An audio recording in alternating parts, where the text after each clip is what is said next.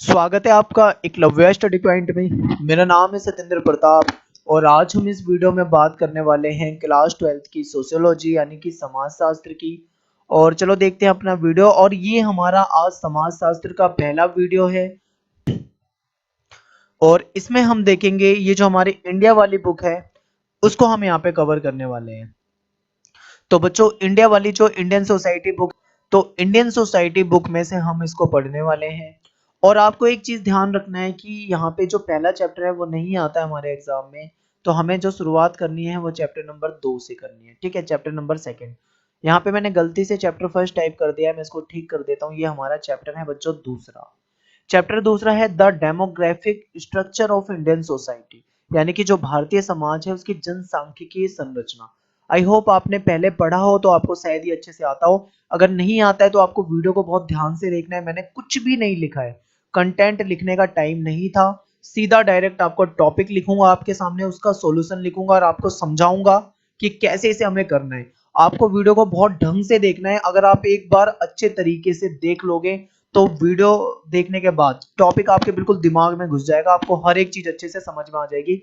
कभी भी बार बार बुक उठाने की जरूरत नहीं पड़ेगी अगर आप समझ जाते हैं तो। सबसे पहला टॉपिक वाइज हम यहाँ पे क्लियर करते हुए चलेंगे बच्चों।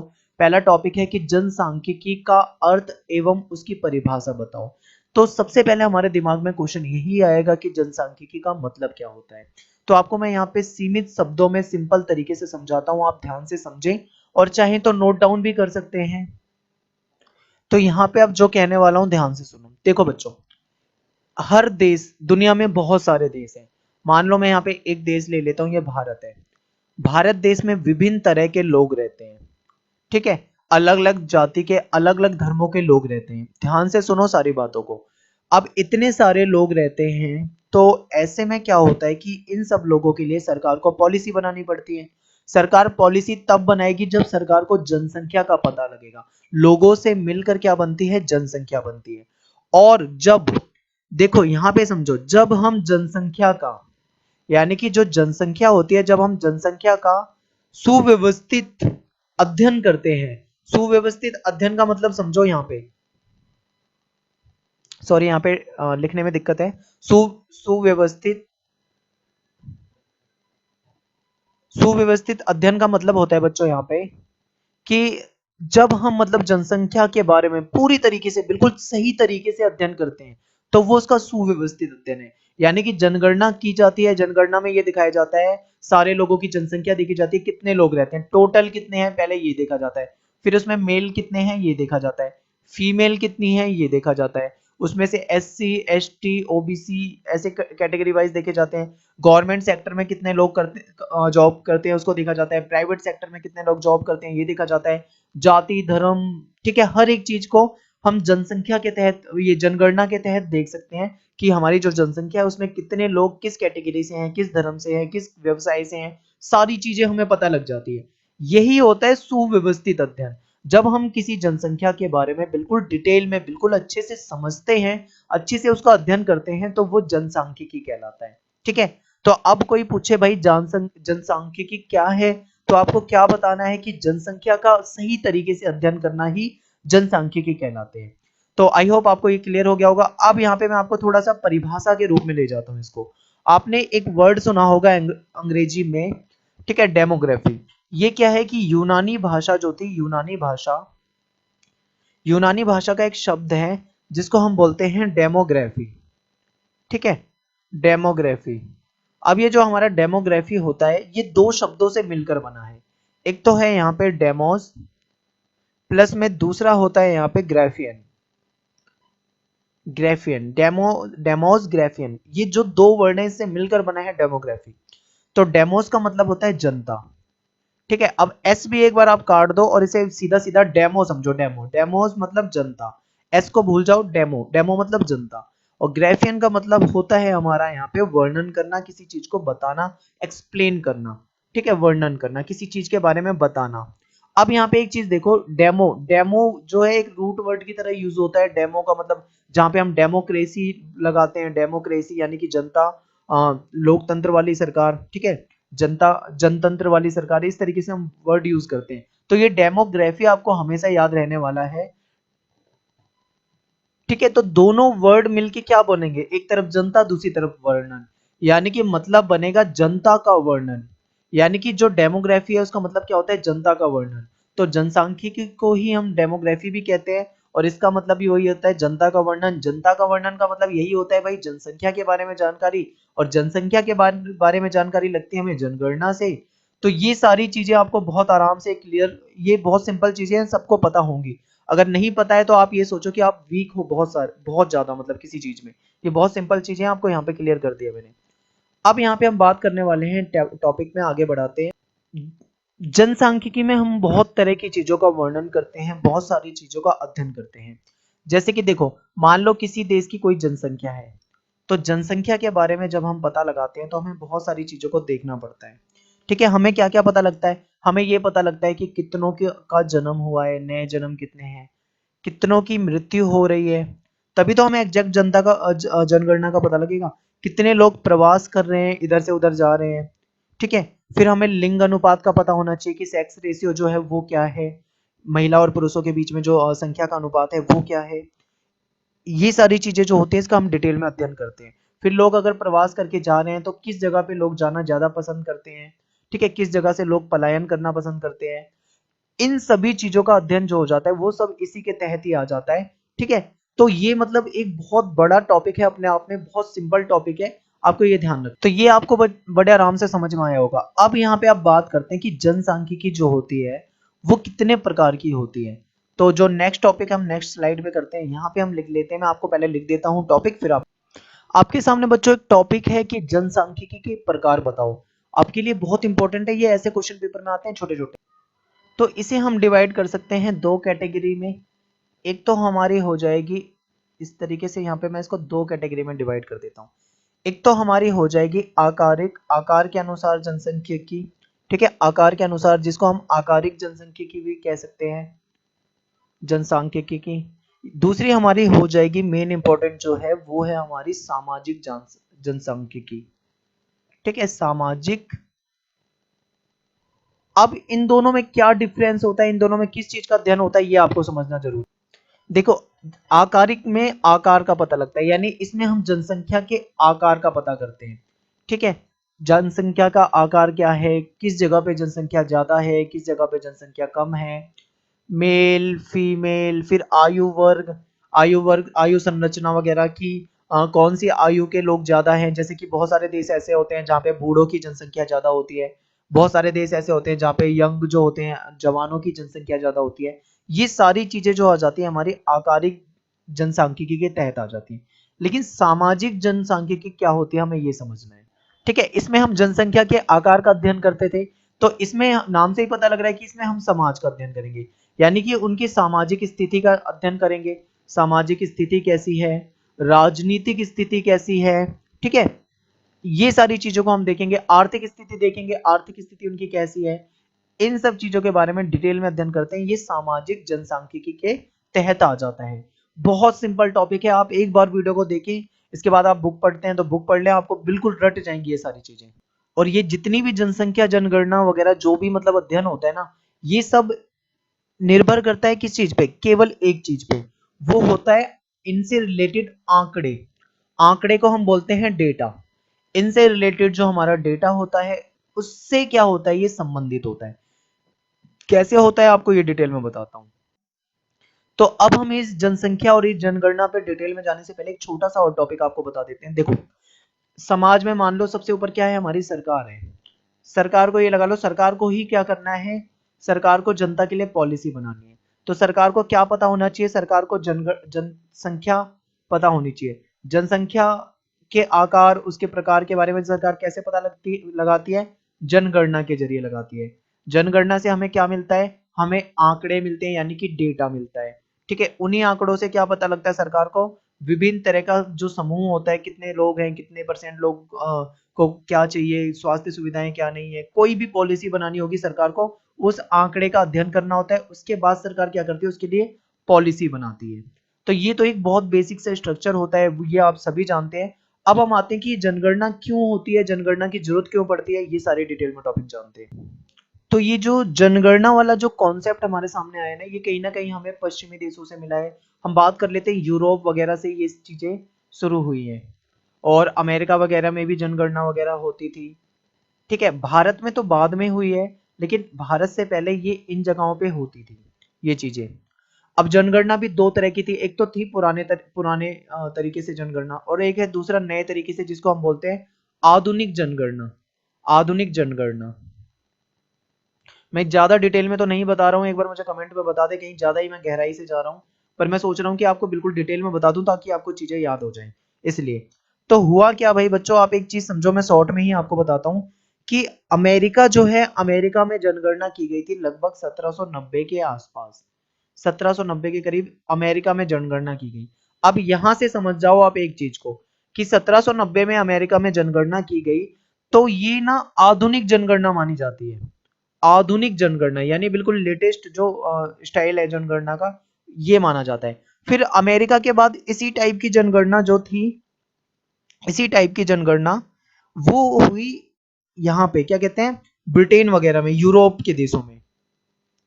ठीक है, तो ये चीजें आपको यहाँ पे ध्यान में रखनी है। बाद में यूरोप वगैरह में भी इसी तर्ज पे जनगणना की गई, और भारत में तो ये काफी बाद में हुई थी।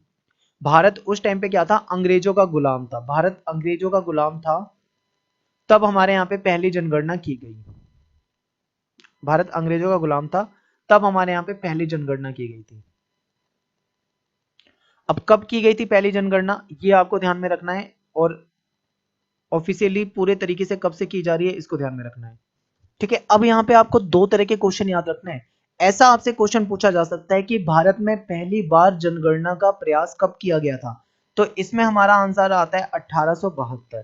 हालांकि इसे करने में भी काफी टाइम लगा था, अगर हम सही तरीके से देखें तो ये 1867 से स्टार्ट हुई थी और 72 तक चली थी। तो हमें 67 याद नहीं रखना है, हमें केवल इतना याद रखना है पहली बार जनगणना का प्रयास अंग्रेजों ने किया था 1872 में।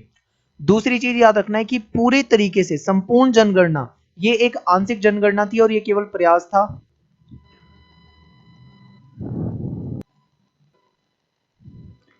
देखो भाई, संपूर्ण जनगणना जो थी, संपूर्ण जनगणना देश में वो 1881 में कराई गई थी। ठीक है, अंग्रेजों के बाद जब देश आजाद हुआ, भारत आजाद हुआ 1947 में। ठीक है, आजादी कब मिली थी हमें, 1947 में। उसके बाद से हमारे स्वतंत्र भारत की जो जनगणना कराई जा रही है वो 1951 से हो रही है। तो 1951 से हर 10 साल के बाद हमारे यहाँ पे जनगणना होती है।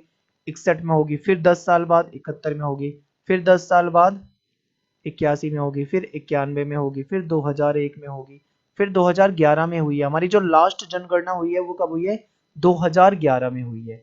ठीक है, अब इसके बाद अगली जनगणना कब होगी, 2021 में होगी। इस तरीके से हमारे यहाँ पे जनगणना होती आ रही है। अब आपको ये जनगणना वाला पूरा कंप्लीट मैंने आपको टॉपिक बताया। अब करते हैं भाई जनगणना, जनगणना क्यों की जाती है, जनगणना से फायदे क्या है, जनगणना के नुकसान क्या है। देखो, जनगणना जो है इससे फायदे ये हो जाते हैं कि हमें पूरा अपनी जनसंख्या के आंकड़े मिल जाते हैं, जनसंख्या के आंकड़े मिल जाते हैं पूरी तरीके से। ठीक है, मेल कितने हैं, फीमेल कितने हैं, SC ST जो मैंने शुरू में बताया था, OBC कितने हैं, गरीब कितने हैं, पिछड़े हुए लोग कितने हैं, सरकारी नौकरी में कितने लोग हैं, प्राइवेट जॉब में कितने लोग हैं। ठीक है, सुविधाओं से वंचित कितने लोग हैं। तो ये सारा जब जनसंख्या से आंकड़े सरकार के पास आ जाते हैं तो सरकार उनकी भलाई के लिए पॉलिसी बनाती है। ये मैं आपको शुरू में डिटेल में बता चुका हूँ, आगे मैंने आपको फिर रिपीट करवाया है। दुनिया का सबसे बड़ा जनसंख्या वाला देश चीन है, और चीन की जो जनसंख्या है वो भारत से ज्यादा है, लेकिन चीन में जो रेगुलर जो नहीं होती है जनगणना वगैरह बिल्कुल अच्छे तरीके से, ठीक है, जितनी भारत में होती है।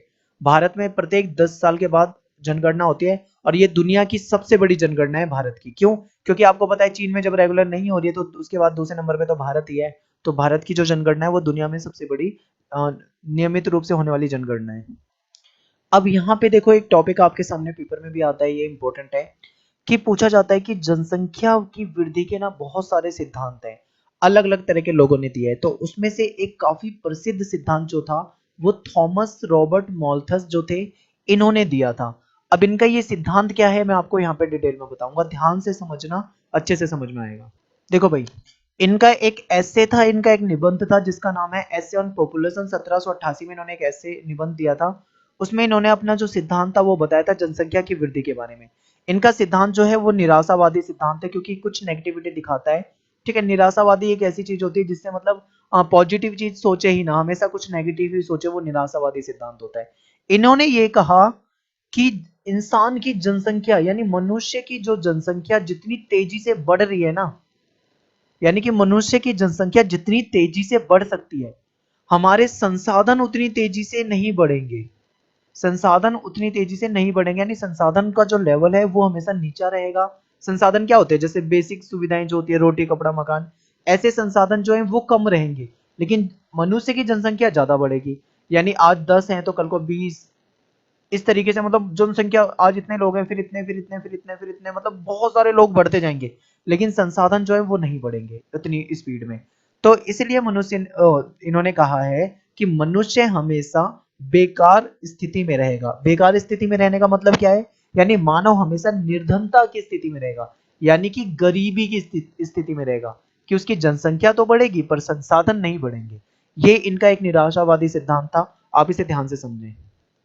ठीक है, इन्होंने बोला कि इंसान बढ़ेंगे लेकिन कृषि उत्पादन की जो चीजें हैं वो नहीं बढ़ेगी, फसल वगैरह जो है वो इतनी उसके जितनी नहीं बढ़ पाएगी। इन्होंने ये कहा कि जनसंख्या जो बढ़ती है, जनसंख्या का जो विस्तार होता है वो ज्यामितीय गुणोत्तर रूप में होता है। जैसे कि जनसंख्या इस तरीके से बढ़ती है, 2, 4, ठीक है, 8, 16, 32, ऐसे जनसंख्या बढ़ती जाती है, बढ़ती जाती है, यानी दुगनी होती जाती है। ठीक है, पहले 2 थी, मान लो 2 लोग थे, फिर 4 लोग हुए, फिर 8 लोग हो गए, फिर 16 हो गए, फिर 32, इस तरीके से जनसंख्या दुगनी होती जाती है धीरे धीरे कुछ समय में, लेकिन संसाधन नहीं बढ़ पाते हैं, ऐसा ये कहना चाह रहे हैं। तो इनके तहत कहने का मतलब ये है कि जनसंख्या जो है, ठीक है, यानी कि जो जनसंख्या है और जो खाद्य सामग्री है, अनाज वगैरह है, वो इन दोनों में हमेशा डिसबैलेंस रहेगा, यानी जनसंख्या ज्यादा रहेगी और अनाज कम रहेगा, इसीलिए ये जो असंतुलन है ये बना रहेगा। ये किसने कहा है, थॉमस ने कहा है। ठीक है, तो ये जो ये थॉमस रॉबर्ट मॉल्थस थे, इन्होंने ये बताया। इन्होंने एक और चीज बताई, इसे ध्यान से समझे जो मैं अब बताने वाला हूं आपको। इन्होंने ये कहा कि जनसंख्या जो है ऐसे ही बढ़ती रहेगी, अगर समृद्धि पानी है, यानी कि अगर चाहते हो कि देश का विकास हो, दुनिया का विकास हो, तो अगर समृद्धि पानी है तो उसका एक ही तरीका है। इन्होंने बताया वो एक तरीका कौन सा है, ध्यान से सुनो। इन्होंने कहा कि जनसंख्या की जो वृद्धि है, जनसंख्या जो बढ़ रही है उस पर नियंत्रण करो, यानी कि जो जनसंख्या बढ़ रही है उस पर नियंत्रण करो, तो ही क्या हो पाएगा, मानव मतलब अपना समृद्धि कर पाएगा। लेकिन इन्होंने कहा कि दुर्भाग्यवश क्या होता है कि मनुष्य जो है वो अपनी जनसंख्या को अपनी मर्जी से घटाने के लिए, ठीक है, कोशिश नहीं करता है। इनका कहने का मतलब ये था कि मनुष्य को क्या करना चाहिए, जनसंख्या नियंत्रण पर कोशिश करनी चाहिए। ठीक है, यौन संयम रखना चाहिए, ब्रह्मचर्य का पालन करना चाहिए, बच्चे जो हैं वो कम पैदा करने चाहिए, ऐसा इन्होंने कहा था।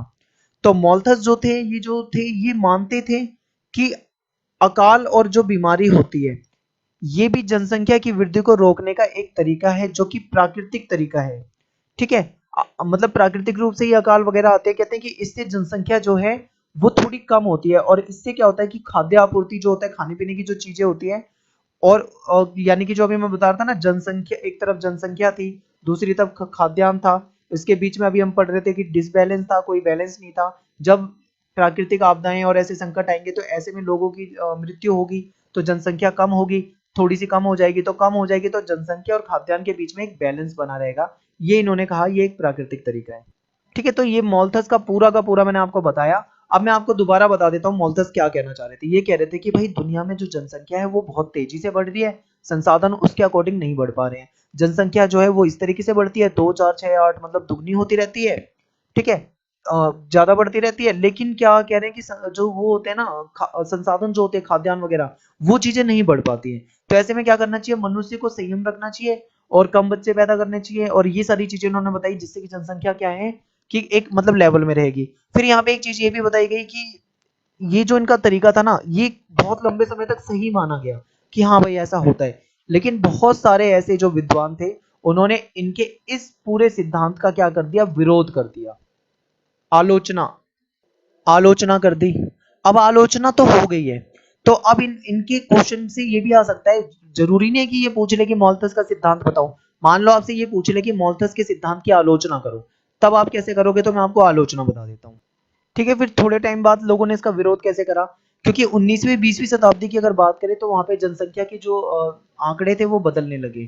क्या हुआ कि भाई अब जो जन्म दर जो है वो थोड़ी कम होने लगी, जन्म दर में थोड़ा मतलब फर्क पड़ने लगा।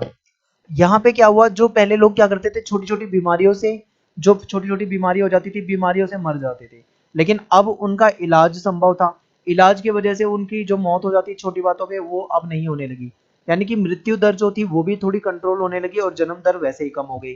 अब ऐसे में क्या हुआ कि जो खाद्यान्न वगैरह था पहले कम होता था, लेकिन अब टेक्नोलॉजी का विकास हो गया था, टेक्नोलॉजी के विकास से खाद्यान्न भी ज्यादा बढ़ने लगा।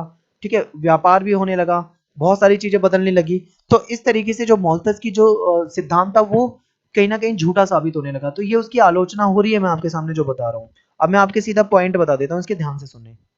तो यहाँ पे देखो मैंने लिखा है उदारवादी और मार्क्सवादी जो थे, इन लोगों ने भी इस सिद्धांत का विरोध कर दिया, क्योंकि मोल्थस जो कह रहे थे कि जनसंख्या वृद्धि से हमेशा गरीबी रहेगी, जबकि इन्होंने ये करके दिखाया कि यूरोपीय देशों में क्या था कि वहां पे जनसंख्या से इतना कोई खास फर्क नहीं पड़ा, बल्कि वहां पे क्या हुआ कि लोगों का विकास हुआ।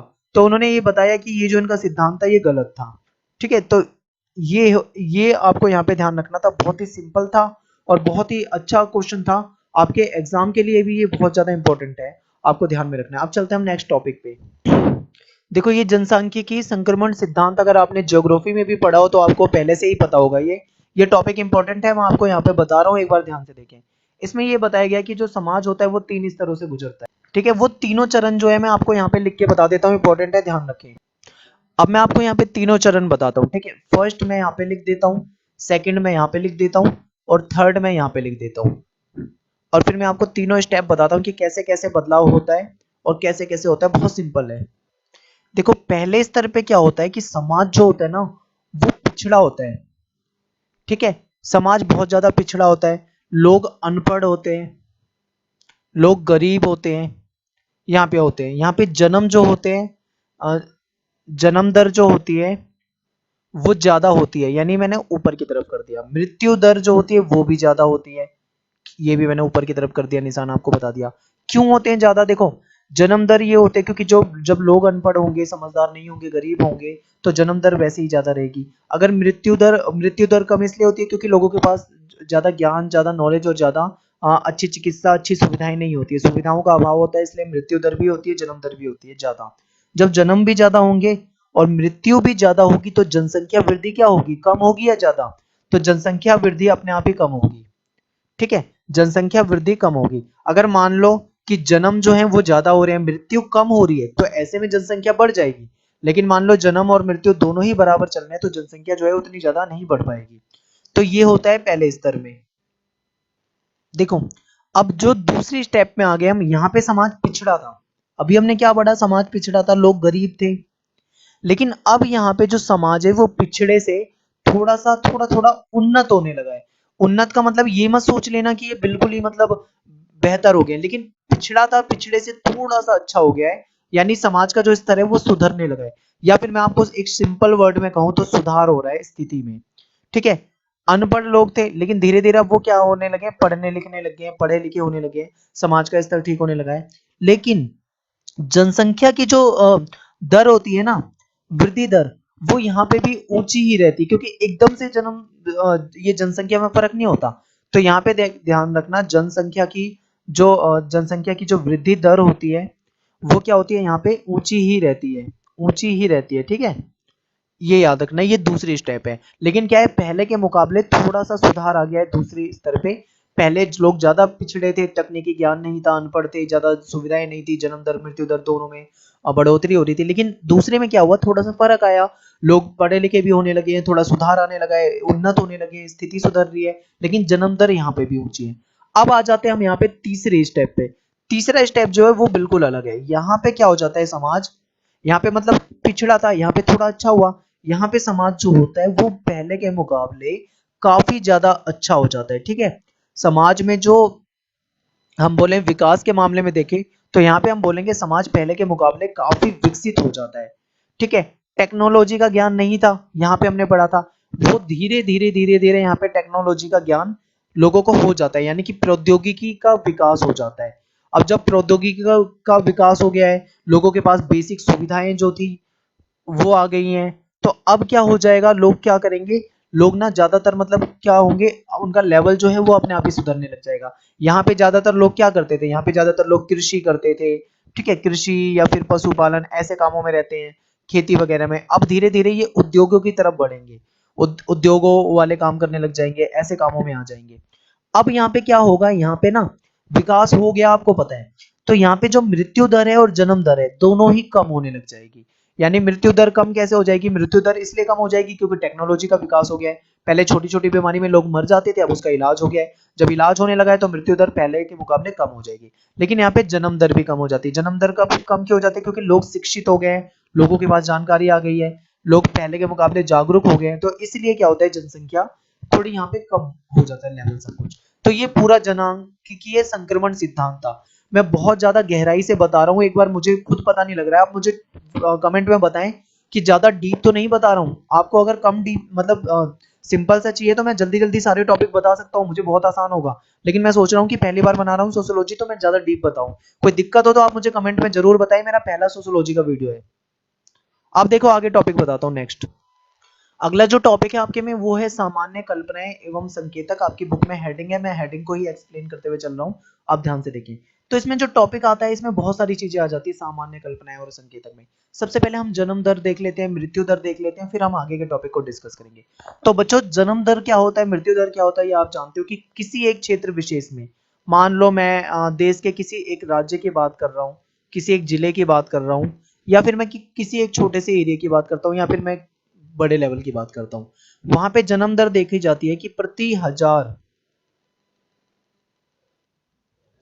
ठीक है, इसमें देखा जाता है कि किसी एक साल में जो प्रति हजार जो व्यक्ति हैं उन पर जो जीवित बच्चे, उनकी संख्या जन्म दर कहलाती है। यानी कि मान लो बहुत सारे बच्चों का जन्म हुआ है, लेकिन बहुत सारे बच्चों को उसमें नहीं गिना जाएगा। मान लो किसी बच्चे का जन्म हुआ और वो मर गया, उसकी मृत्यु हो गई, जन्म के साथ ही मृत्यु हो गई, तो वो उसे जन्म दर में नहीं गिना जाएगा। प्रति हजार व्यक्तियों में जो मतलब जो जन्मे, जो जीवित बच्चों का जन्म होता है, जीवित बच्चे, ठीक है, याद रखना, जीवित बच्चे का जो जन्म होता है उसको हम जन्म दर के अंतर्गत रखेंगे, केवल जो जीवित बच्चे होते हैं। अब दूसरी तरफ मृत्यु दर होता है, मृत्यु दर जो होता है वो भी ऐसे ही होता है, सिंपल होता है। अब दूसरा टॉपिक है मृत्यु दर। तो इसमें क्या होता है कि कोई भी क्षेत्र विशेष जिसकी हम बात कर रहे हैं, ठीक है, कोई राज्य हो, कोई जिला हो, कोई जहां पे भी हम बात कर रहे हैं, तो क्षेत्र विशेष में जो प्रति हजार व्यक्ति होते हैं ना, उन प्रति हजार व्यक्तियों में कितने व्यक्तियों की मृत्यु हो गई है, यानी प्रति हजार व्यक्तियों में मृत व्यक्तियों की संख्या, ठीक है, प्रति हजार व्यक्तियों में मृत व्यक्तियों की संख्या जो होती है वो हमारी मृत्यु दर कहलाती है। तो ये मृत्यु दर आप बहुत आसान से समझ जाओगे, जन्म दर आप बहुत आसानी से समझ जाओगे। तो ये टॉपिक जो दो थे ये बहुत इजी थे, मैंने आपको क्लियर कर दिया। ये मुझे सोशियोलॉजी इसलिए इजी लग रहा है क्योंकि इसमें जो टॉपिक है ना वो सारे वो वाले टॉपिक है जो कि हमने पहले ही पढ़ लिए हैं। ठीक है, तो हम टॉपिक जो पढ़ रहे थे वो थे हमारी सामान्य कल्पनाएं एंड एवं व संकेतक। तो इसमें हमने जन्म दर मृत्यु दर पढ़ लिया है। अब हम आगे का टॉपिक जो पढ़ते हैं वो होता है प्राकृतिक वृद्धि दर, ठीक है, जिसे जनसंख्या वृद्धि दर कहते हैं, जो प्राकृतिक वृद्धि दर होती है। फिर उसके बाद हम आगे प्राकृतिक वृद्धि दर के बाद आगे के टॉपिक पढ़ेंगे। ये जो टॉपिक है बच्चों ये बहुत सिंपल है। अब आप देखो यहाँ पे ये बताया गया, मान लो कि किसी समाज में, किसी में आप एक राज्य की बात कर लेता हूँ, चलो मान लो मैं यहाँ पे बात कर रहा हूँ यूपी की। यूपी एक राज्य है। यहाँ पे हम ये देखेंगे कि जितने बूढ़े लोग जितने बूढ़े लोग हैं उनकी जो मृत्यु हुई है, मर गए हैं, बूढ़े लोगों की जो मृत्यु हुई है, जितने बूढ़े लोगों की मृत्यु हुई है, अगर उतने ही बच्चों का जन्म हो जाए, उतने ही बच्चों का अगर जन्म हो जाए, यानी कि मान लो कि 100 लोग थे, 100 में से 50 मर गए और 50 पैदा हो गए, तो 50 जो गए थे वो 50 वापस आ गए ना, यानी जनसंख्या तो 100 की 100 रही। तो वो जनसंख्या क्या रही, स्थिर रही। स्थिर के लिए हम यहाँ पे स्थिर नहीं, स्थिर वर्ड यूज नहीं करेंगे, हम इसके लिए एक नया वर्ड यूज करेंगे जिसको हम बोलेंगे प्रतिस्थापन स्तर, या फिर हम इसको ऐसे बोल सकते हैं प्रतिस्थापन स्तर। यानी कि जो जनसंख्या है वो प्रतिस्थापन स्तर पर है, हम ऐसे नॉर्मली उसके लिए बोल देंगे। ठीक है, प्रतिस्थापन स्तर पे पहुंच गए यानी दोबारा से स्थापित हो गया। और अगर ये सोचो, मान लो कि जो मृत्यु है वो ज्यादा हो गई, बच्चों के जन्म जो है वो कम हुए, तो वहां पे जो प्रतिस्थापन स्तर जो है वो ऊपर नीचे हो जाएगा। लेकिन अगर स्थिर है जनसंख्या, जितने जा रहे हैं लगभग उतने ही आ रहे हैं। अब इसमें लगभग लगभग का मामला होता है, मान लो कि 50 मरे हैं, 49 का जन्म हुआ है, तो एक के पीछे ऊपर नीचे नहीं करेंगे। ये एक ना मतलब एक अंदाजा लगाया जाता है कि इतने गए, इतने आगे, इतने, इतनों की मृत्यु हुई, इतनों का जन्म हुआ। ये एक एक मतलब आंकड़ों को एक राउंड फिगर आप समझ लो, या जैसे भी एक आसपास का मामला रखते हैं, ठीक है। बिल्कुल एग्जैक्ट तो हो ही नहीं सकते कि मान लो 100 मरे 100 ही पैदा हुए, ऐसा तो नहीं हो सकता। हो सकता है 100 मरे और उससे ज्यादा पैदा हो गए, या फिर ज्यादा पैदा हुए और कम मरे, ऐसा भी हो सकता है। तो यहाँ पे एक ऐसा स्तर होता है जहाँ पे स्थिर लगे जनसंख्या, तो उसको प्रतिस्थापन स्तर कहा जा सकता है। अब देखो मैं आपको बताता हूँ कुछ राज्य जहाँ पे प्रतिस्थापन जो स्तर है, कुछ राज्य जो है उससे ऊपर आते हैं, कुछ राज्य जो है वो उससे नीचे आते हैं, यानी इससे नीचे आएंगे, कुछ इससे ऊपर आएंगे। मैं आपके सामने यहाँ लिख देता हूँ। अब देखो मैंने आपके सामने पूरा डेटा लिख दिया। प्रतिस्थापन जो स्तर होता है मतलब स्थिर, स्थिर, स्थिर से ऊपर यानी कि जनसंख्या ज्यादा होना, स्थिर से नीचे यानी जनसंख्या कम होना। तो यहाँ पे देखो केरल राज्य जो है वो प्रतिस्थापन जो स्तर है उससे नीचे है, यानी यहाँ पे जनसंख्या जो है, जनसंख्या ज्यादा नहीं बढ़ रही है। रीजन क्या है कि यहाँ पे सबसे ज्यादा लोग जो है पढ़े लिखे हैं, साक्षर लोग हैं। जहाँ पे ज्यादा पढ़े लिखे और साक्षर लोग होते हैं वहां पे जनसंख्या जो होती है वो ज्यादा नहीं बढ़ती है। बढ़ कहाँ पे रही है? बिहार में, मध्य प्रदेश में, उत्तर प्रदेश में, राजस्थान में, इन जगहों पे जनसंख्या जो लेवल है वो जो जनसंख्या का जो दर है वो ऊपर जा रहा है, ठीक है। जन्म दर जो है वो ऊपर जा रहा है। और जो बराबर है, जहां पे मतलब नॉर्मल रहता है, प्रतिस्थापन यानी स्थिर रहता है, ज्यादा डिफरेंस नहीं आता है, वो है हिमाचल प्रदेश, पश्चिम बंगाल, कर्नाटका, महाराष्ट्र। इन राज्यों में क्या है, वो लेवल एक जैसा रहता है, स्थिर है। कुछ में ऊपर जा रहा है, कुछ में नीचे जा रहा है। ये आपको बहुत सिंपल था। आई होप आपको ये बूढ़े जो जिनकी मृत्यु हुई, नए बच्चों का जन्म हुआ, ये पूरा कॉन्सेप्ट मुझे लग रहा है बहुत अच्छे से समझ में आया होगा। जरा भी कंफ्यूजन है, वीडियो को पॉज करें, दोबारा से रिवाइंड करें और वापस उस टॉपिक को देखें, आपको समझ में आ जाएगा, ठीक है। और ये जो दर ऊपर नीचे है ना, ये क्यों है? ये है शिक्षा के स्तर से। शिक्षा का स्तर जो है अलग अलग है। जो स्तर केरल में है शिक्षा का, वो इन राज्यों में नहीं मिलेगा आपको। अब आपके सामने मैंने कुछ टॉपिक लिख दिए हैं, ये भी इसी संकेतक में ही आ जाता है, इसी टॉपिक के अंदर। अब इनको भी डिटेल में यहाँ पे डिस्कस कर लेते हैं। सबसे पहले लिंग अनुपात डिस्कस कर लेते हैं। जो सेक्स रेशियो होता है, ये बहुत आसान टॉपिक है, ये बता देते हैं। इसमें क्या होता है कि प्रति 1000 पुरुषों में, ठीक है, किसी निश्चित अवधि के दौरान देखा जाता है कि प्रति 1000 पुरुषों में स्त्रियों की जो संख्या है वो कितनी है। भारत में तो प्रति 1000 पुरुषों में स्त्रियों की संख्या देखी जाती है, लेकिन कुछ देशों में इस प्रति 1000 स्त्रियों में पुरुषों की संख्या देखी जाती है, यानी वहां पे उल्टा होता है। पर भारत में पुरुषों में स्त्रियों का देखा जाता है, ठीक है, इस तरीके से। यानी प्रति 1000 पुरुषों में स्त्रियों की संख्या कितनी है। मान लो कोई राज्य है, मान लो मैं बात कर लेता हूँ, चलो कैपिटल की बात कर लेते हैं, मान लो दिल्ली है। यहाँ पे 1000 पुरुष हैं और उनमें 943 स्त्रियां हैं। ये मैं आंकड़े ऐसे बता रहा हूँ आपको सब समझाने के लिए, एग्जैक्ट ये नहीं मिलेगा आपको, याद रखना। मान लो हम केरल में जाते हैं, केरल में 1000 पुरुषों में जो फीमेल है, महिलाएं, उनकी 1100 संख्या हो सकती है। हरियाणा जैसे राज्य में जाते हैं, हो सकता है वहां पे 900 या उससे भी कम मिले। राजस्थान में जाते हैं, हो सकता है वहां पे 800 ही मिल जाए। तो ये होता है प्रति 1000 पुरुषों में स्त्रियों की संख्या कितनी है, उसके अकॉर्डिंग इसको देखा जाता है, ठीक है। ये होता है लिंग अनुपात।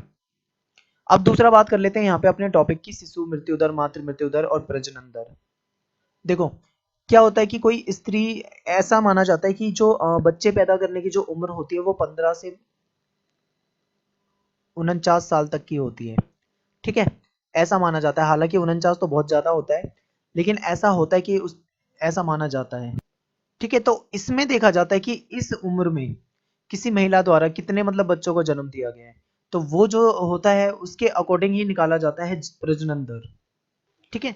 तो ये याद रखना कि 15 से 49 साल की उम्र में किसी विशेष वर्ष में प्रति 1000 स्त्रियों में, यानी प्रति 1000 स्त्रियों में जो बच्चों को जन्म दिया गया है, उस जन्म में वो बच्चों को जो जन्म दिया गया है उसमें जीवित बच्चे कितने हैं, ठीक है। जीवित बच्चों की जो जन्म दर होती है उसी को क्या माना जाता है, उसको प्रजनन दर माना जाता है।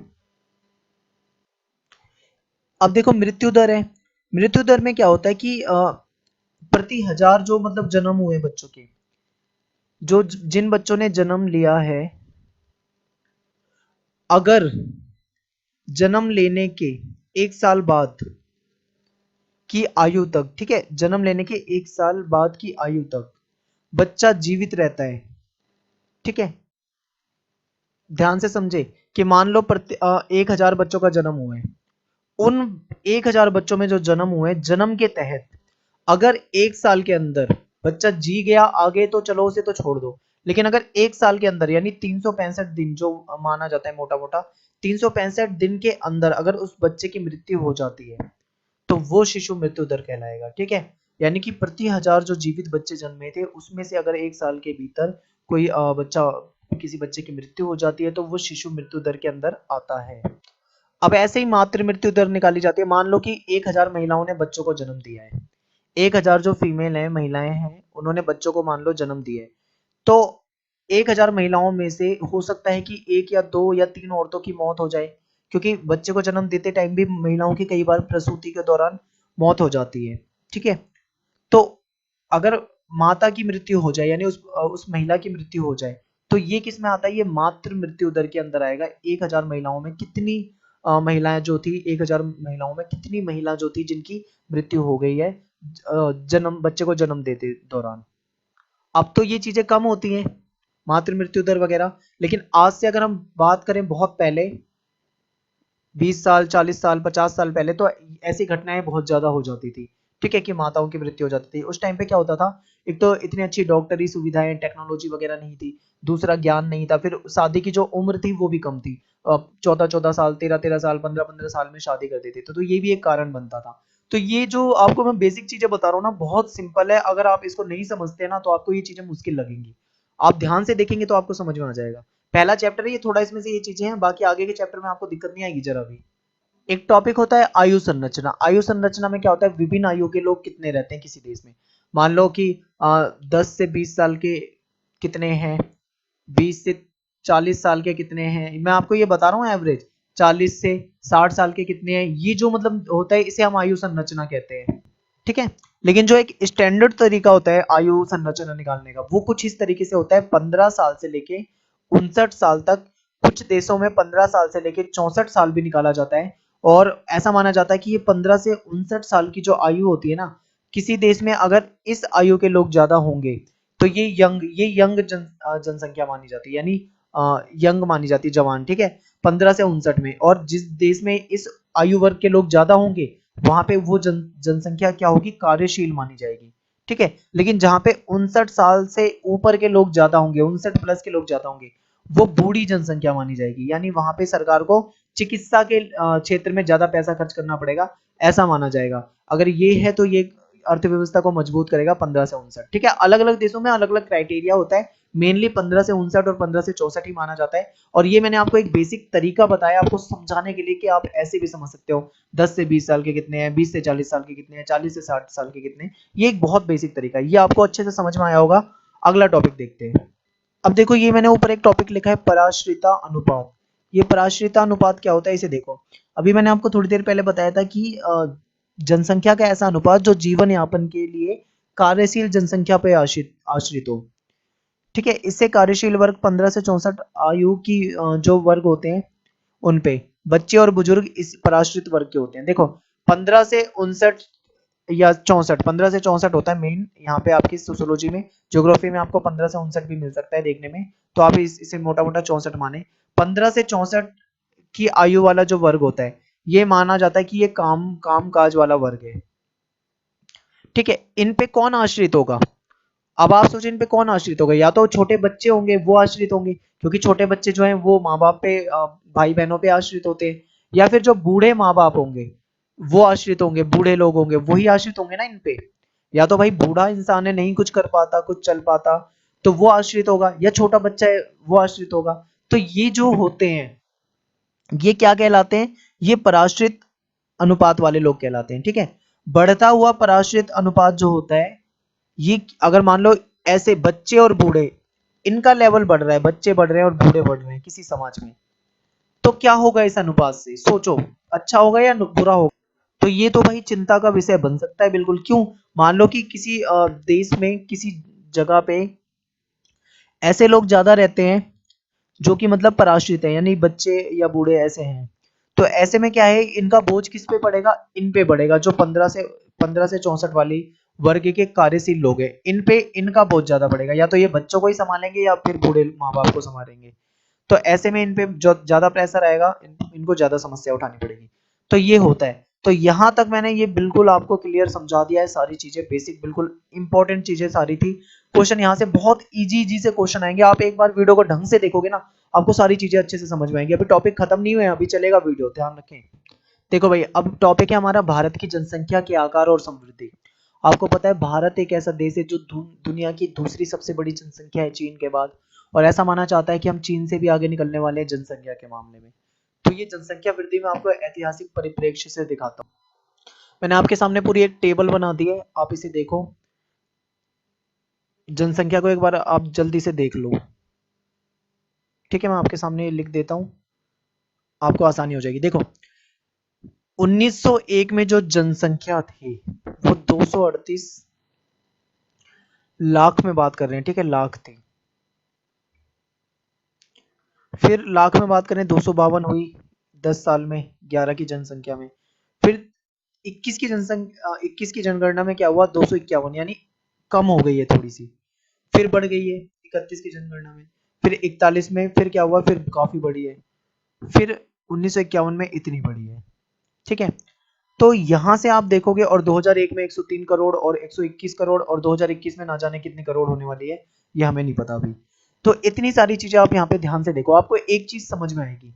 अगर आप देखोगे कि 1901 से लेके 1951 तक अगर आप जनसंख्या देखोगे, तो ये 1901 से 1951 तक की ये जो जनसंख्या थी ना, ये यहाँ पे जो हमारी जनसंख्या बढ़ी है, ये एक औसत लगा लो आप, एवरेज जो रही है, बहुत ज्यादा फर्क नहीं पड़ा।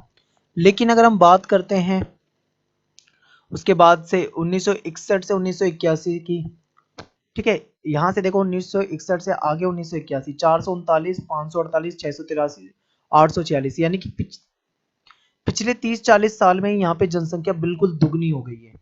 यहाँ पे इतनी नहीं बढ़ रही, 200 200 200 200 300 आसपास ही है, यहाँ पे 400 से 800 हो गई है। तो आप सोचोगे कि ये 1961 से लेके 1981 तक ऐसा क्या हो रहा है कि यहाँ पे इतना ज्यादा परिवर्तन देखने को मिल रहा है, ठीक है। 1931 से पहले जो मृत्यु दर थी और जन्म दर थी, जो दोनों ही ज्यादा होती थी।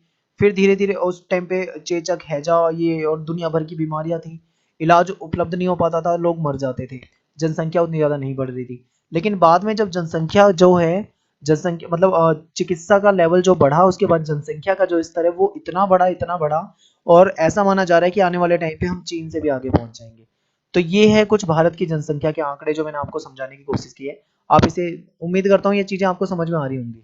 देखो यहाँ पे कुछ चीजें आपको लिख रहा हूँ जिससे कि लोगों की अचानक से मृत्यु हो जाती है, बहुत बड़े लेवल पे मृत्यु हो जाती है, और फिर क्या होता है, जनसंख्या का स्तर जो होता है यहाँ से डिसबैलेंस होता है। अकाल आ जाए तो इससे लोगों की मृत्यु होती है, भुखमरी, चिकित्सा का अभाव, या फिर यहाँ पे हो सकता है कम उम्र में शादी, कम उम्र में विवाह।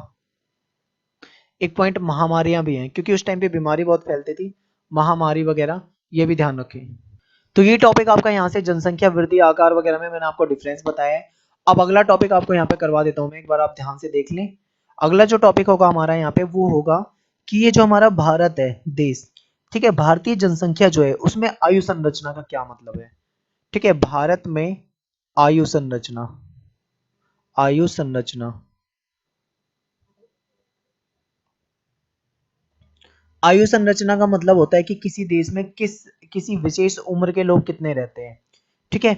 अगर 15 से लेके, यहाँ पे अगर हम बात करते हैं 15 से लेके 49 वाली आयु होगी, तो ये जो आयु होगी ना, ये आयु ऐसी आयु मानी जाएगी कि ये आयु क्या है, कमाने वाली आयु है। कमाने वाली आयु क्यों कहेंगे हम इसे, क्योंकि आपको पता है कि जो वर्किंग होते हैं लोग वो इन्हीं एज के बीच में होते हैं। अगर किसी देश में इस एज के लोग ज्यादा होंगे तो वो युवाओं का देश बोला कहा जाएगा, जैसे कि भारत में है। भारत में इस उम्र के लोग ज्यादा हैं तो भारत युवाओं का देश कहा जाता है। और यहाँ पे अर्थव्यवस्था भी बहुत तरक्की करेगी, क्योंकि लोग कार्यशील होंगे, और देश में आर्थिक विकास, आर्थिक समृद्धि में भी फायदा होगा, जो कि आपको देखने को मिलेगा, ठीक है। अगर मान लो किसी देश में 60 साल से ज्यादा उम्र वाले आदमी लोग होंगे, तो वो जो देश होगा उस वो बूढ़ों की जनसंख्या ज्यादा होगी वहां पे। अगर मान लो कि 60 से प्लस में ज्यादा लोग हैं तो वो बूढ़ों का देश होगा। जिस जैसे चीन जो है वो कुछ इसी तरीके का होता जा रहा है। ठीक है, चीन जो है कुछ इसी तरीके से हो रहा है। तो ऐसे में क्या है, जो ज्यादा पैसा जाएगा सरकार का वो स्वास्थ्य सुविधाओं में जाएगा, क्योंकि बूढ़े लोग बीमार होंगे, और बीमार होंगे तो भाई चिकित्सा में पैसा जाएगा ही जाएगा। यहाँ पे एक पॉइंट याद रखना है कि भारत में आयु संरचना की बात कर रहे हैं ना, तो भारत में ज्यादातर जो आयु संरचना है वो है युवा युवा अवस्था के हैं। ठीक है, युवा अवस्था के लोग हैं भारत में ज्यादा। ये टॉपिक जो है हमारा हो गया है, यहीं से क्वेश्चन बनेगा, छोटा सा आप बता दोगे। अब अगला जो टॉपिक है हमारा, वो टॉपिक ये होगा कि भारत में जो महिलाओं का स्तर है वो गिर रहा है। स्तर का मतलब है, कहने का मतलब, सॉरी, यहाँ पे महिलाओं का जो मतलब महिलाओं की जो संख्या है वो कम है, इसके बारे में पूछा जा सकता है। यानी कि हम लिख सकते हैं कि भारत में गिरता हुआ, आपकी बुक में हेडिंग भी है, भारत में गिरता हुआ स्त्री पुरुष अनुपात, स्त्री पुरुष अनुपात। ये क्यों है इसे देख लो। देखो भाई, अगर किसी देश में मेल और फीमेल उनके बीच का जो सेक्स रेशियो है वो सही है तो वो देश बेहतर माना जाएगा। ठीक है, मान लो मेल 1000 हैं और उनमें 1000 स्त्री हैं तो वो बेहतर है। मान लो अगर मेल 1000 हैं, स्त्रियों की संख्या 700 है यानी बहुत कम है, तो वो बेकार माना जाएगा। मान लो कि मेल 700 है और स्त्री 1000, या मान लो मेल 500 है और स्त्री 1000 है, ऐसा भी अगर आपको कहीं मिल जाए तो वो भी एक तरह से बेकार ही माना जाएगा। तो क्या होना चाहिए, एक एवरेज होना चाहिए, आसपास होना चाहिए। तो भारत में ऐसा माना जाता है कि पहले अगर बहुत पुराने समय की बात करें तो 1000 पुरुषों पे 1000 से ज्यादा स्त्रियां होती थी, जो कि स्त्रियों की स्थिति तो बेहतर थी अगर देखा जाए थोड़ा। लेकिन पिछली एक सदी में क्या हुआ है, बहुत ज्यादा परिवर्तन हुआ है कि महिलाओं की संख्या जो है वो गिरी है। महिलाओं की संख्या कम कैसे हो गई है ये बताना आपको। ठीक है, तो भारत में एक समय ऐसा भी था जब महिलाओं की संख्या प्रति 1000 पुरुषों में 972 थी। एक समय ऐसा भी आया कि 933 रह गई। एक समय ऐसा भी आया कि 941 हो गई। यानी कि ये पूरे भारत की बता रहा हूं मैं। और राज्यों की बात कर दूं ना अगर यहाँ पे, तो पंजाब और हरियाणा जैसे राज्यों में आपको ये जो लिंग अनुपात है वो काफी निम्न मिलेगा। केरल में बात करेंगे तो वहां पे आपको ठीक मिलेगा। अब ये गिरता हुआ जो लिंग अनुपात है, इसके पीछे क्या कारण हो सकता है, कभी आपने सोचा है? तो इसके बहुत सारे कारण हैं। एक तो भाई गर्भपात करा दिया जाता है, यानी अबॉर्शन करा दिया जाता है, बच्चे को जन्म लेने से पहले उसकी इसकी हत्या कर दी जाती है। अगर पता लग जाए कि गर्भ में पलने वाला बच्चा लड़की है, यानी जो शिशु है वो बालिका है, तो उसकी हत्या कर दी जाती है, उसको जन्म से पहले ही मार दिया जाता है। ठीक है, एक बाल विवाह बहुत बड़ी समस्या थी, बाल विवाह हो जाता था। लड़कियां जो थी कम उम्र में, लड़के लड़कियों की शादी हो जाती थी। जो लड़कियां जब बच्चों को जन्म देती थी 15 साल की उम्र में, 16 साल की उम्र में, तो उस टाइम पे स्वास्थ्य सुविधाएं इतनी बेहतर नहीं थी। एक तो ये वैसे ही उम्र सही नहीं है, ऊपर से अगर ऐसे होता है इस उम्र में ये सब, तो ऐसे में क्या होता है कि जो लड़कियां होती हैं उनकी वैसे ही मृत्यु हो जाएगी यहाँ पे, तो लड़कियों की संख्या वैसे ही गिर जाएगी। ठीक है, तो पंजाब, हरियाणा, चंडीगढ़ जैसी जगहों में लिंगानुपात जो है वो काफी निम्न है, यानी गिरा हुआ है। केरल जैसे राज्य है जहाँ पे पढ़े लिखे ज्यादातर मतलब साक्षर लोग हैं, वहां पे जो ये अनुपात है, वहां पे ये अनुपात बहुत अच्छा है। तो भारत में ये जो समस्या थी ना, ये सबसे बड़ी समस्या थी कि अंधविश्वास वाली बातें थी, लड़कियां क्या करेंगी, बड़े होके इनको शादी ही करनी है, दूसरे घर जाना है, और ऐसी 50 तरह की जो ये गलत धारणाएं जो दिमाग में थी ना, इसकी वजह से भी जो शिशु मतलब लड़कियां जो होती थी उनकी हत्या कर दी जाती थी। ये बहुत गलत था।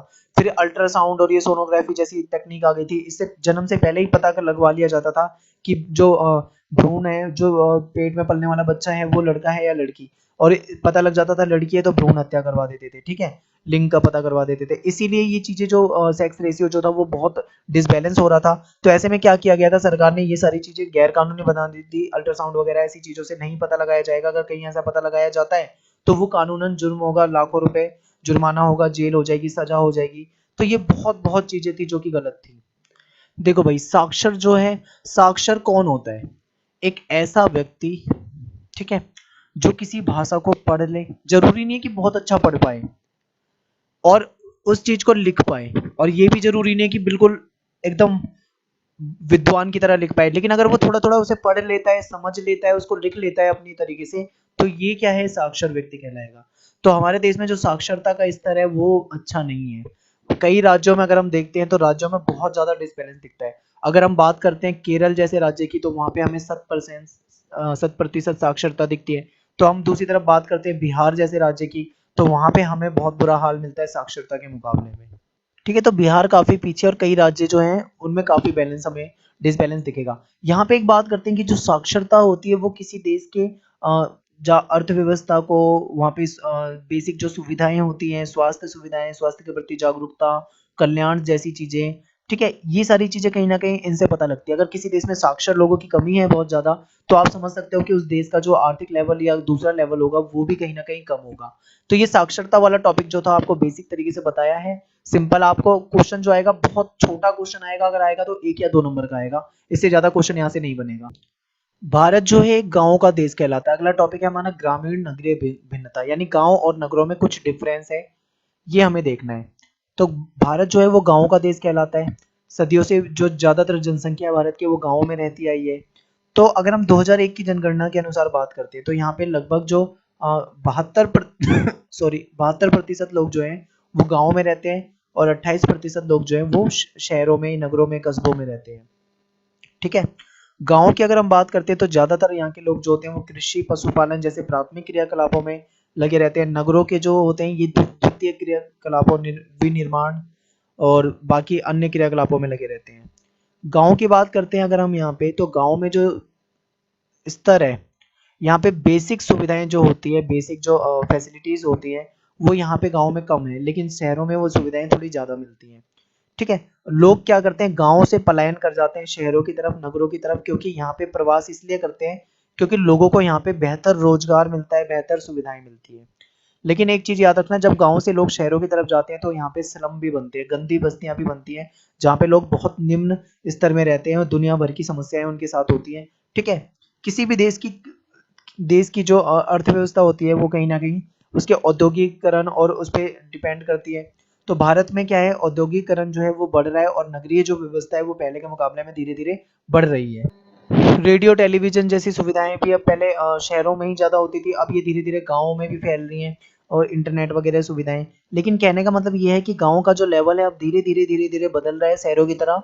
लेकिन अगर हम एक बात करें तो पिछड़ेपन की, तो गाँव में अभी भी कई जगह पे बहुत पिछड़ापन मिलता है। कई गाँव ऐसे हैं जहाँ पे आज भी पुरानी कुरीतियां चली आ रही हैं, बाल विवाह जैसी समस्या देखने को मिलती है। कई जगह पे आज के टाइम पे क्या है, बिजली नहीं है, स्वास्थ्य सुविधाएं नहीं है, ये बहुत समस्या देख।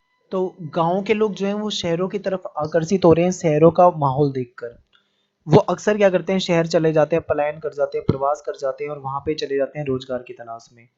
तो कहने का मतलब ये है कि लोग जो हैं वो ज्यादा आकर्षित हो रहे हैं गांव से शहरों की तरफ। नगरीकरण बढ़ रहा है, नगरों में रोजगार के नए अवसर बढ़ रहे हैं, विभिन्न तरह का लेवल जो है वो सुधर रहा है। तो कई तरह की सुविधाएं तो हैं, लेकिन कई तरह की समस्याएं भी है। तो ये गांव और नगरीय वाला कॉन्सेप्ट है जो मैंने आपको बहुत बेसिक बातें बताई, ये सारी चीजें ही आपको अपने दिमाग में बिठा लेनी है। और ये चीजें इतनी सिंपल है, अगर आप मेरे ध्यान से वीडियो को सुन लेंगे तो आपको सारी चीजें याद होने लग जाएंगी। इसके बाद एक बार आप बुक पढ़ सकते हो तो पढ़ लो, या सपोर्टिंग पढ़ सकते हो, सपोर्टिंग पढ़ लो, आपको चीजें याद हो जाएंगी। देखो, भारत की जनसंख्या नीति अगला पॉइंट है हमारा। किसी भी देश की जनसंख्या जो की गतिशीलता जो होती है उस देश के लिए बहुत महत्वपूर्ण होती है, क्योंकि वो उसी के अकॉर्डिंग देखा जाता है कि वो समृद्धि कर रहा है, क्या कर रहा है। अगर मान लो जनसंख्या घट रही है तो ये एक समस्या बन सकती है, अगर जनसंख्या बहुत ज्यादा बढ़ रही है तो भी ये एक बड़ी समस्या बन सकती है। तो अब जनसंख्या नीति भारत की क्या है, इसको समझने की कोशिश करते हैं। बात करें तो भारत ने 1952 में अपनी पहली जनसंख्या नीति की घोषणा की थी। ठीक है, पहली जनसंख्या नीति की घोषणा की थी, कब की थी, 1952 में। इसके बाद क्या हुआ, समय समय पे इसमें क्या करते गए, चेंजेस करते गए, यानी कि धीरे धीरे इसमें बदलाव करते गए, विभिन्न तरह के बदलाव की जरूरत पड़ी। जनसंख्या नीति के तहत एक नया कार्यक्रम जो लागू किया गया था वो था परिवार नियोजन, राष्ट्रीय परिवार नियोजन कह सकते हो, राष्ट्रीय परिवार नियोजन। परिवार नियोजन को हम इंग्लिश में बोलते हैं फैमिली प्लानिंग। अब क्या है भाई, हमारे देश में जनसंख्या जो इतनी ज्यादा बढ़ रही है, जनसंख्या इतनी ज्यादा बढ़ेगी, जनसंख्या विस्फोट होगा, तो एक समस्या ऐसी आएगी कि संसाधन घटेंगे। ये बात तो आप अच्छे से समझते हैं। तो ऐसे में फैमिली प्लानिंग का कॉन्सेप्ट समझ में सामने आया कि गांव वगैरह में, या फिर जो ज्यादातर हमारे यहाँ जो लोग थे वो ज्यादा पढ़े लिखे नहीं थे, वो क्या सोचते थे कि अगर ज्यादा बच्चे पैदा करेंगे तो उससे कमाई हमारी ज्यादा होगी, क्योंकि अलग अलग तरह से बच्चों को अलग अलग तरह क्षेत्रों में भेज देंगे तो वो अलग अलग तरह से कमा के लाएंगे तो ज्यादा पैसा आएगा। लेकिन वो ये नहीं सोचते थे कि ज्यादा बच्चे अगर पैदा होंगे तो उससे उनको खिलाने के लिए खर्चा भी तो ज्यादा होगा, उनको पालने का खर्चा भी ज्यादा होगा, बहुत तरह की समस्याएं आएंगी। तो ये पुराने टाइम पे अंधविश्वास और बहुत तरह की चीजें थी। ऐसा भी कहते थे कि 2 बच्चे नहीं बल्कि 4-5 बच्चे पैदा करो। क्यों? अगर 1-2 मर भी गए तो 2-3 तो बच ही जाएंगे। लोग ऐसा कहते थे। अब मुझे ये समझ में नहीं आया कि 4-5 पैदा करो, 2-3 मर गए तो बच जाएंगे, इससे क्या मतलब है इसका? अगर मरने होंगे तो 4-5 भी तो मर जाएंगे, वो कौन सा अमर होके आए हैं? कुछ भी हो सकता है। तो ये ऐसी उल जलूल बातें होती थी, और जिससे क्या होता था, देश की जनसंख्या जो थी बढ़ रही थी, बहुत ज्यादा बढ़ रही थी। देश में खाद्यान्न संकट और समस्याएं भी आ रही थी। देश में चिकित्सा की सुविधाएं नहीं है, बेसिक सुविधाएं नहीं है, जनसंख्या बढ़ती जा रही है। और आज अगर बेरोजगारी और ये इतनी सारी चीजें हम झेलते हैं ना, इसका एक बड़ा कारण ये है कि हमारे देश की जनसंख्या बहुत ज्यादा बढ़ी है। हमारे देश में संसाधन कम कम नहीं थे, हमारे देश में संसाधन बहुत थे। अंग्रेजों ने, मुगलों ने, कई तरह के मतलब बाहर से भी लोग आए, हमारे संसाधनों को लूट लूट कर ले गए। फिर भी हमारे पास संसाधन बहुत थे, लेकिन हमारी जनसंख्या जिस तरीके से बढ़ी ना, उसकी वजह से हमारे संसाधन घटे हैं। तो ये सारी चीजें जो थी, परिवार नियोजन का जो कॉन्सेप्ट आया था, इसके तहत ये किया गया था कि लोगों को जागरूक किया जाएगा कि जिससे कि वो बच्चे कम पैदा करें, और बच्चों के बीच में गैप रखें, कि पता लगे कि भाई ऐसा भी होता आ रहा है कि मतलब। तो ये सारी चीजें आपको समझ में आई होगी, जागरूकता कि बच्चे जो है, बच्चे का जो जन्म हो उसके बीच में कम से कम 2 से 2.5 साल का गैप रखा जाए। ठीक है, ताकि जो माता होती है, जो उसको उसका स्वास्थ्य जो है वो ठीक रहे। बहुत सारी चीजों का यहाँ पे हमें ध्यान रखना था। तो ये जनसंख्या नीति में आपको ये परिवार नियोजन मैंने बताया है। इसके बाद देखते हैं कौन पॉइंट। फिर यहाँ पे कुछ पॉइंट ये बनेंगे, जैसे कि जन्म ज्यादा होते हैं, जो तो ये जो जन्म है उसमें नियंत्रण किया जाए, उसके विभिन्न उपाय देखे जाए। जनसंख्या जो वृद्धि है उसको कैसे धीमा किया जाए, स्वास्थ्य की जो सुविधाएं हैं वो कैसे बढ़ाई जाए, इन सब चीजों के लिए जागरूकता फैलाई गई थी। फिर क्या हुआ कि भाई जो इमरजेंसी लगाई गई थी 1975-76 में, अगर आपने पॉलिटिकल साइंस में भी पढ़ा हो तो आपको याद होगा कि उस टाइम पे जबरन नसबंदी करा दी गई थी। तो ये भी एक मतलब परिवार नियोजन का ही तरीका था, पर ये गलत तरीका था कि जबरन किसी की नसबंदी करा दी गई। ऐसे पुरुषों की जो नसबंदी होती है, ऐसे महिलाओं में भी एक तरीका होता है, ऑपरेशन वगैरह करा दिया जाता है, जिसको नलिका बंदी कहते हैं। ये तरीका होता है कि परिवार नियोजन करने का, यानी 2 से 3 बच्चे हो जाएं तो उसके बाद ऐसा कर दें कि भाई फिर बच्चे ना हो। तो ये कहीं ना कहीं मतलब एक तरीका है जिससे कि जनसंख्या पे काबू लाया जा सकता है, काबू पाया जा सकता है।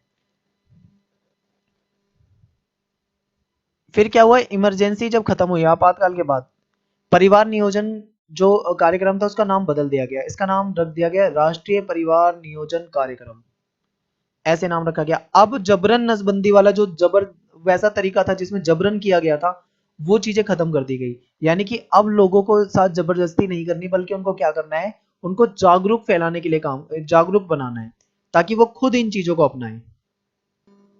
क्योंकि अगर लोग इन सब चीजों को समझ जाएंगे ना, जागरूकता और इन सब चीजों में विभिन्न तरह की जो समस्याएं हैं उसको समझने लग जाएंगे, तो वो क्या होगा, देश की जनसंख्या का जो स्तर है वो अपने आप ही ठीक होने लग जाएगा, और जो लेवल है वो स्तर सुधरेगा। आप देखोगे जो विकासशील देश होते हैं वहां पे जनसंख्या का जो लेवल होता है वो ज्यादा होता है, तीव्र गति से बढ़ता है। पर आपने कभी ऐसा सोचा है कि विकसित देश, क्या अमेरिका जैसे देश या ब्रिटेन या बाकी देशों की बात करें तो वहां पे भी क्या जनसंख्या का ऐसे ही लेवल होता है जैसा भारत और चीन जैसे देशों में होता है? तो हम बोलेंगे नहीं। क्योंकि जब कोई देश विकास कर जाता है, विकास औद्योगिकरण हो जाता है, विकास हो जाता है, मॉडर्न हो जाता है, तो वहां पे जागरूकता अपने आप ही आ जाती है, वो इन सब चीजों से दूर होते हैं, और वो क्या करते हैं, नॉर्मल वहां पे जो कंडीशन हो जाती है वो इस पे ध्यान दिया जाता है। तो ये आपका यहाँ से मैंने सारे जो बेसिक क्वेश्चन थे चैप्टर फर्स्ट के, सॉरी चैप्टर सेकंड के, वो सारे क्वेश्चन आपको यहाँ पे करवाए हैं। अब आपको क्या करना है, आपको एक बार ये सारा ये जो जितने भी मैंने टॉपिक कराए हैं, आप एक बार सपोर्टिंग मटेरियल लें। सपोर्टिंग मटेरियल में आप देखोगे तो आपको कुछ क्वेश्चन मिलेंगे। आपको वहां पे मिलेंगे 2 नंबर के क्वेश्चन, 4 नंबर के क्वेश्चन, 6 नंबर के क्वेश्चन। इन क्वेश्चन की प्रैक्टिस करो, क्या ये क्वेश्चन सारे कवर हुए या नहीं। अगर नहीं हुए तो आप उसे ढूंढो, बुक में करो, और फिर आप देखो कि आपको कितने क्वेश्चन समझ में आए। अगर जरा भी दिक्कत आए तो आप मुझे कमेंट करो, कमेंट में मैं आपको देखूंगा क्या आप किस चीज में दिक्कत आ रही है। और ये एक ऐसा तरीका है जिसमें मैं कम टाइम में आपको सारे कॉन्सेप्ट बता सकता हूँ, क्योंकि लिखने का इतना टाइम नहीं है। अभी फिलहाल लिख कर नहीं बता सकता हूँ, लेकिन बाद में टाइम मिला तो आगे जरूर देखेंगे उस चीज को। आपको ये पहला वीडियो था मेरा सोशियोलॉजी का, आपको कैसा लगा पहला वीडियो सोशियोलॉजी का? आप मुझे कमेंट करके जरूर बताएं। क्या मेरे द्वारा बताई गई चीजें आपको अच्छे तरीके से समझ में आई, जैसा मैं आपको समझाना चाह रहा था, क्या आप वैसा समझ पाए? प्लीज जरूर अपना रिव्यू दें मुझे कि आपको अच्छे तरीके से सारी चीजें समझ में आई या नहीं, दिक्कत हो रही है या नहीं। क्योंकि आप जैसा बताएंगे फिर हम उसी तरीके से आपको बेहतर प्रोवाइड करने की कोशिश करेंगे। प्लीज़ लाइक कर दें, कमेंट कर दें और शेयर ज़रूर कर दें अपने दोस्तों में, क्योंकि ये जो वीडियो है बहुत मेहनत से बना है, कम से कम 3 घंटे एक वीडियो को बनाने में लगे हैं। तो ज़्यादा से ज़्यादा शेयर करें। धन्यवाद। जय हिंद, जय भारत।